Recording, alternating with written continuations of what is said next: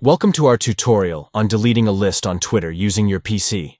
Let's guide you through the steps to remove a list.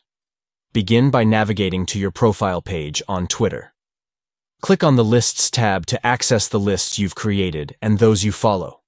Under the Follow tab, you'll find both your created lists and lists from other users. Select the specific list you wish to delete by clicking on it. Look for the option to delete the list and click on Delete List to proceed. Confirm the deletion by following the prompts that appear. By following these straightforward steps, you can easily manage your lists on Twitter by deleting any unwanted or outdated lists. Thank you for watching, and we hope this tutorial has assisted you in deleting lists on Twitter.